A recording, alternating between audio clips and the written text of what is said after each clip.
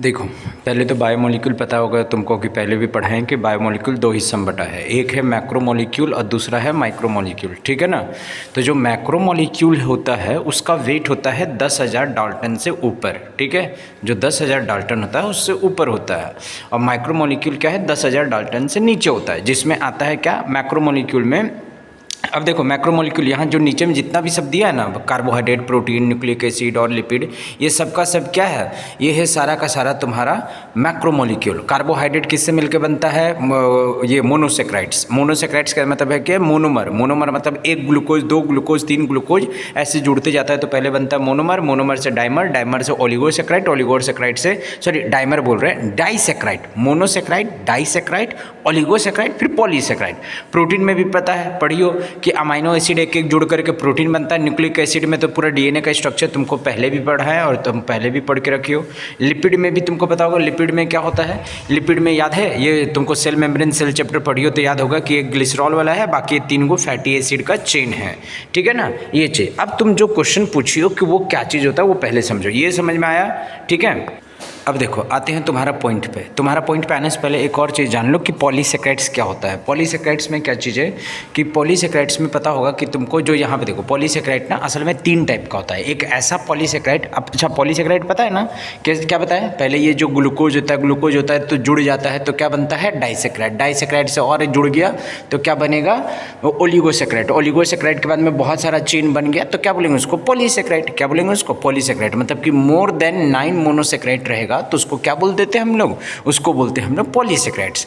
अब यहाँ पे ध्यान से देखो, एक होता है कि जब कार्बोहाइड्रेट जुड़ता है, यानी कि एक ग्लूकोज, 2 ग्लूकोज, 3 ग्लूकोज जुड़ता है तो उसमें से क्या निकलता है, पानी। और जब ये टूटेगा तब क्या चाहिए होगा इसको, पानी। तो हाइड्रोलाइसिस और डिहाइड्रेशन प्रोसेस भी तुमको पता होगा।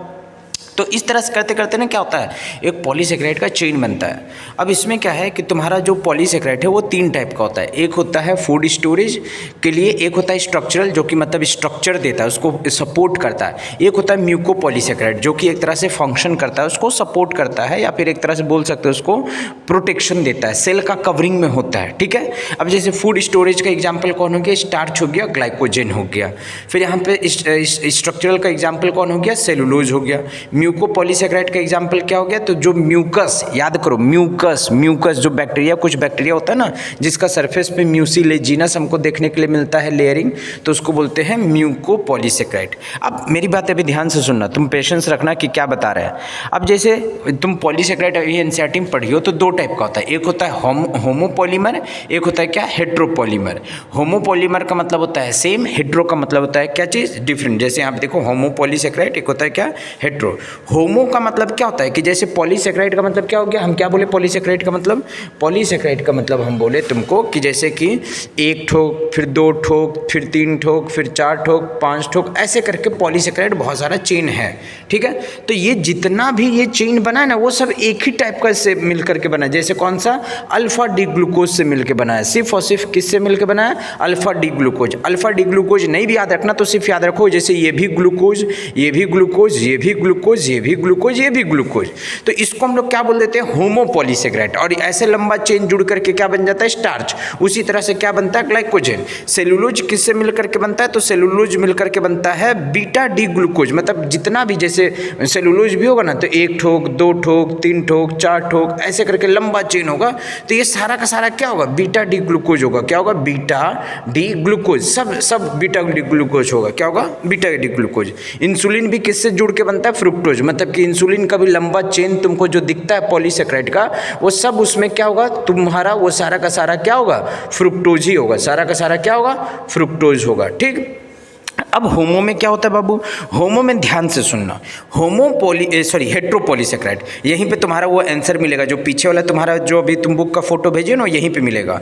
जो होमोपॉलीसेक्राइड होता है, हेट्रोपॉलीसेक्राइड जो होता है, वो हेट्रोपॉलीसेक्राइड क्या होता है, एक से ज़्यादा टाइप का मोनोसेक्राइड से जुड़ जुड़ करके बना होता है। एक से क्या होगा, ज़्यादा। अब फॉर एग्जाम्पल ऐसे समझो, हम बोले कि एक पेक्टिन बना रहे, क्या बना रहे हम, पेक्टिन पॉलीसेक्राइड का लंबा चेन बना रहे हैं। हम यहाँ पे कलर चेंज कर दे, जैसे 1 ठोक, 2 ठोक, ठीक है, 3 ठोक, 4 ठोक, 5 ठोक, 6 ठोक, ऐसे लंबा चेन बना दे।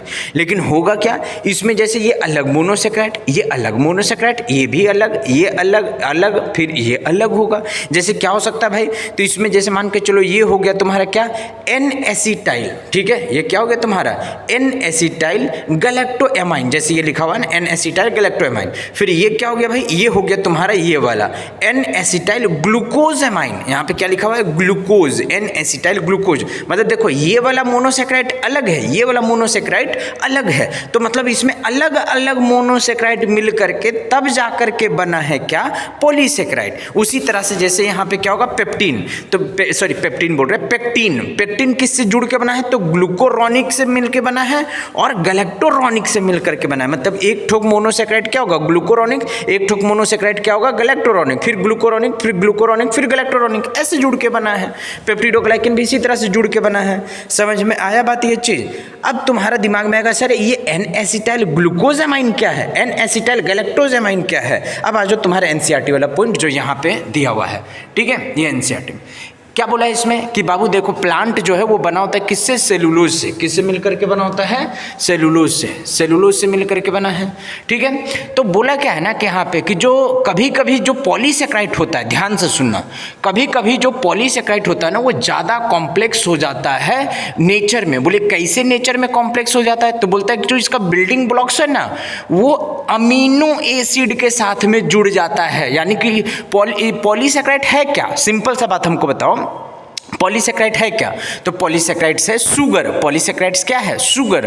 तो शुगर के साथ में कौन जुड़ गया, शुगर के साथ में जुड़ गया अमीनो एसिड, और अमीनो एसिड तो प्रोटीन होता है, तो इसको बोलते हैं केमिकली मॉडिफाइड शुगर। इसी को क्या बोलते हैं, केमिकली मॉडिफाइड शुगर।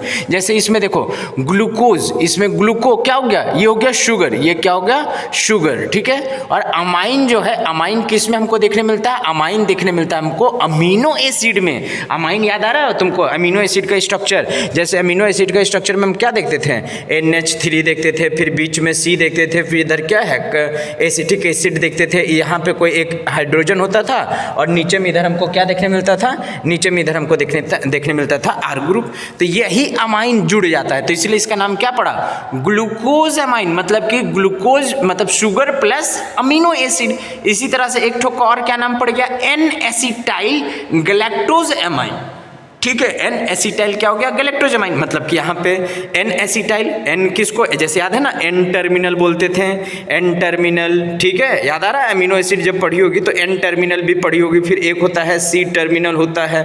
तो उसी तरह से यहाँ नाम पड़ा क्या, एन एसिटाइल गैलेक्टोज। मतलब कि ये शुगर, ये अमाइन अमीनो एसिड, और एन एसिटाइल भी क्या है, अमीनो एसिड। तो ये मॉडिफाइड होता है, क्या होता है, ये मॉडिफाइड होता है। उसी तरह से बोला है कि याद करो स्ट्रक्चरल ऑर्गेनाइजेशन इन ऑर्गेनिज्म में पढ़ियो कि जो ऑर्थ्रोपोड्स यानी कि जो कॉकरोच होता है, कॉकरोच, कॉकरोच का ऊपर वाला जो खोली होता है, उसका चमड़ी जो खुल जाता है, याद देखती हो ना ऐसे पाउडर जैसे, या पंखी जो उसका कवर होता है वो निकल जाता है, तो वो किससे बना होता है, वो भी पॉलीसेक्राइड से बना होता है, जिसका नाम क्या है, काइटिन। जिसका नाम क्या था, काइटिन। और ये हमको और कहाँ देखने मिलता है, ये हमको देखने के लिए मिलता है फंगी का सेल वॉल में। आ गया बात समझ में। इसी तरह से बोला यहाँ पे कि कॉम्प्लेक्स पॉलीसेक्राइड आधा से ज्यादा क्या होता है, होमोपॉलीमर होता है। मतलब कि तुमको हेट्रो वाला ज्यादा कॉम्प्लेक्स नहीं दिखेगा, बल्कि होमो वाला ही जो पॉलीसेक्राइड्स है ना वो क्या है, वो ज्यादा कॉम्प्लेक्स होता है नेचर में। और देखो इसका स्ट्रक्चर कुछ ऐसा दिखता है। जैसे स्टार्च में दो टाइप पढ़ी होगी, तुमको पढ़ाई भी क्या होगा, एक अमाइलोज होता है, एक अमाइलोपेक्टिन। ग्लाइकोजेन हो गया, एक सेलुलोज हो गया। और जो ग्लाइकोजेन होता है उसका स्ट्रक्चर कॉम्प्लेक्स होता है। इसी वजह से इसमें जब आयोडीन टेस्ट करते हैं, ठीक है, सॉरी इसमें नहीं, ग्लाइकोजन में नहीं, हम इसका बात कर रहे हैं स्टार्च में। स्टार्च में देखो इसका स्ट्रक्चर हेलिकल होता है। इसी हेलिकल स्ट्रक्चर की वजह से क्या होता है, जब इसमें आयोडीन टेस्ट करते हैं तो ये हमको कौन सा रंग देता है, ब्लू कलर देता है। कौन सा, ब्लू कलर देता है, जो कि एनसीईआरटी में देखो यहाँ पे लिखा हुआ है कि आयोडीन को क्या करता है, होल्ड कर लेता है। I2 का मतलब क्या हो गया, आयोडीन। तो आयोडीन को ये क्या कर लेता है, होल्ड कर लेता है। आगे बात समझ में चीज क्लियर हो गया, ओके।